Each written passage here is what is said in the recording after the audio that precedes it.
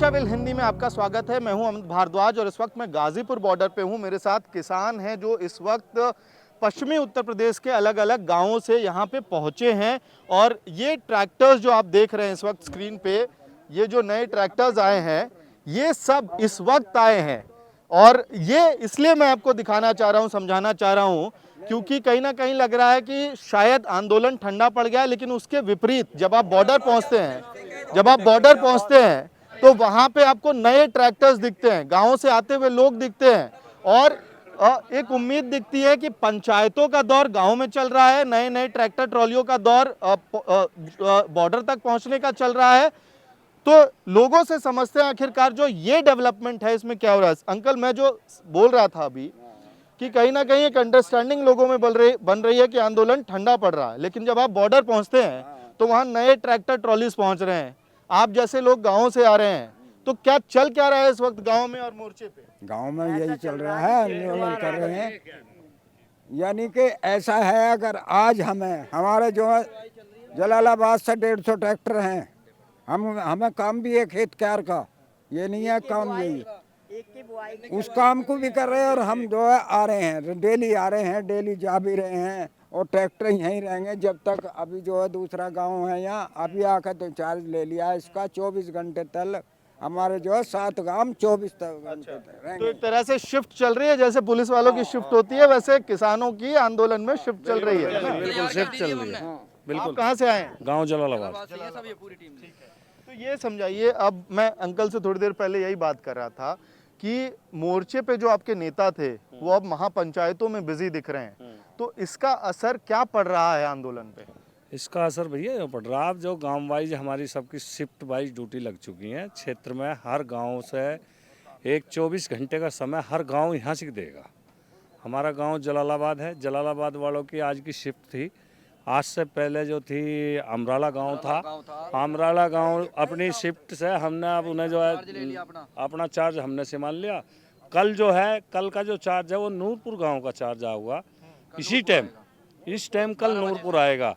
आज जलालाबाद आया, कल नूरपुर आएगा, परसों चितौड़ा आएगा। अगले दिन जो है 150 से कम ट्रैक्टर नहीं है, 150 तो अगर शिफ्ट जिसकी शिफ्ट आनी है कल नूरपुर की, वो लेट हो गया तो मैं बता रहा हूँ, आगे सुनो भैया, आगे फसल का टाइम चल रहा है, फसल भी कटनी है, तो उसी तरीके से गांव वाइज शिफ्ट लगाई जा रही है। जिनका आज नंबर लग गया उसका 1 महीने बाद या 1.5 महीने बाद नंबर आओगा, तो अपनी फसल भी काटते रहेंगे और किसान बराबर आते रहेंगे जब तक जो है फाइनल नहीं हो जाएगा। ये देखिए, तो आर पार की लड़ाई है, आर पार की लड़ाई है। आंदोलन कैसे लंबा खींचना है इसकी एक नई रणनीति लग रही है कि गांव वाइज अब शिफ्ट हो गई, नया सिस्टम। ये बिल्कुल एक नया सिस्टम। इधर आ जाइए, इस तरफ आ जाइए आप। जी जी जी, आप बताएं मुझे कि मैं थोड़ी देर यही बात कर रहा था कि जिस इलाके से आप लोग आ रहे हैं, पश्चिमी उत्तर प्रदेश के इलाके से, वहाँ पे 2013 के दंगों के बाद आपसी सौहार्द पे बहुत बड़ा असर पड़ा था, है ना। हिंदू मुस्लिम का डिवाइड हो गया था, किसान, ये कहा जा रहा था कि किसान हिंदू और मुसलमान बन गया है। इस आंदोलन में क्या वो तस्वीर बदल रही है? वो सारी चीज बदल चुकी है, क्योंकि किसान जो है अब समझ चुका है पार्टी क्या काम करती है। पार्टी केवल हमें लड़ाने का काम कर रही है, आपस में भिड़ाने का काम कर रही है। सरकार के कुछ तत्व होते हैं जो आपस में हमें सब भिड़ा के और इसका फायदा ले रहे हैं। हम अब इस फायदे को नहीं होने देंगे। किसान सिमल चुका है, किसान को जहाँ रहना चाहिए वो वहीं रहेगा।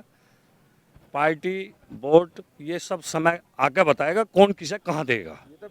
ये हिंदू मुस्लिम अब नहीं चलेगा, नहीं चलेगा, अब हिंदू मुस्लिम नहीं चलेगा भैया, नहीं चलेगा। एक आखिरी सवाल मैं आप लोगों से समझना चाह रहा हूँ। ठंड का समय था, बहुत मुश्किल माना जाता है दिल्ली में ठंड बिताना, वो बीत गया है, गर्मियाँ आ रही हैं। इस हाईवे पे गर्मी कैसे बीतेगी? गर्मी भी ऐसी बीत जाएगी यार। हमारे तो खेत में ऐसी रहेंगे, खेत में ऐसी रहें जी, हम तो खेत में भी ऐसी रहे, खेत में दिन में भी काम कर रहे हैं, ठंड में भी कर रहे हैं। हम तो हमें आज ही परेशान नहीं। जून में लू में रहे, पूरी जून में पूरी गर्मी पड़ती है, तब खेतों में रहते हैं हम, तो यहाँ तो हमें हवा लगेगी बढ़िया, अपना बढ़िया हो रहेगा। बैठना ही तो है, बैठे रहेंगे और क्या है। वहाँ खेत में तो बहुत तगड़ा काम कर रहे हैं, डोड़ों में सो जाए, नींद आवे तो कम से कम फावड़ा थोड़ा चलाना पड़े, बैठेंगे तो आराम से आके तसल्ली से बैठना लौटना है क्या।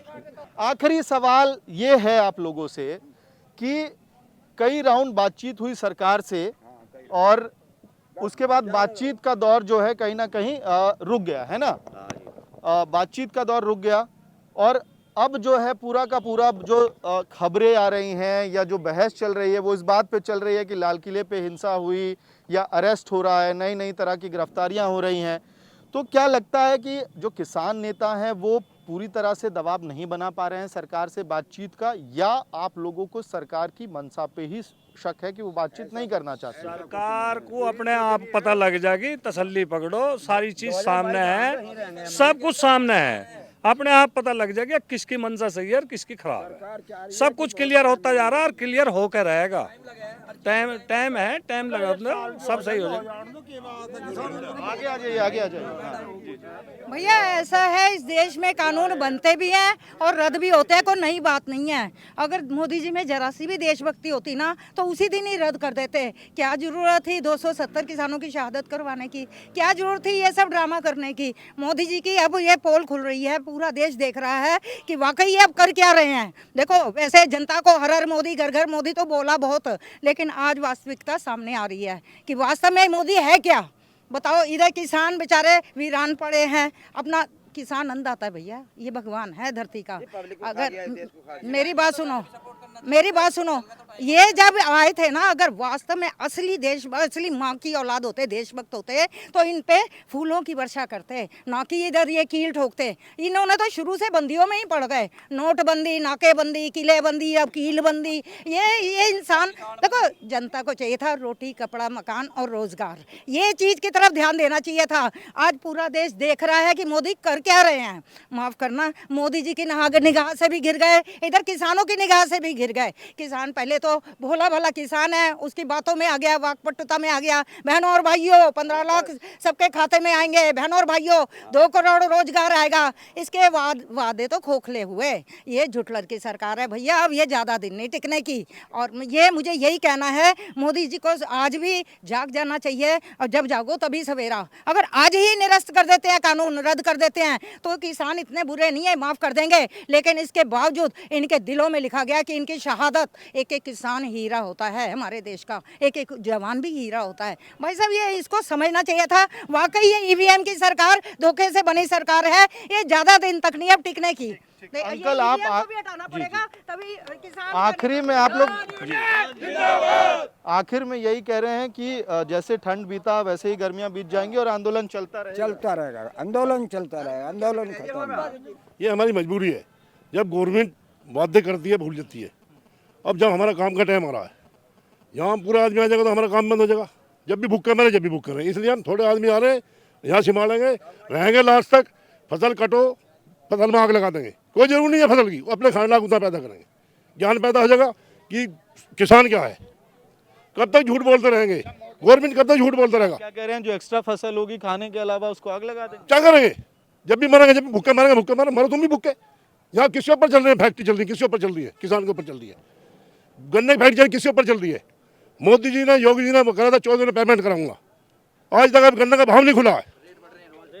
रेट बढ़ाऊंगा, दुगनी आमदनी होगी, रोड पर खड़े कर दिए। 3 महीने भूखे पैसे पड़े, ढोर भूखे मर रहे हैं हमारे गाँव में। हमारी मजबूरी, आने वाले हमारे बालक कहाँ जाएंगे? जमीन छीन लेंगे हमारी, गई जमीन, रेलवे बेच दिया, एयरफोर्स बेच दिया, सब जगह दे दिया लिमिट में, जाओ भैया फैक्ट्री बंद करने लग रहे हैं। रोजगार मिला है, रोजगार छीनना, बताओ। तो ये सेंटिमेंट है इस वक्त गाजीपुर बॉर्डर पे। आप देखते रहिए एशियावेल किसान आंदोलन से जुड़ी हुई खबरों के लिए। Thanks for watching एशियावेल।